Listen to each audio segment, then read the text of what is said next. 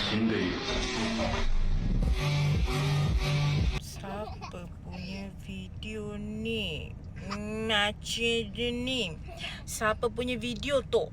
Siapa punya video ni yang cakap dekat Sarawak antara paling hamba. Hello, awak tak pernah pergi Sarawak lah. Tu kan raya.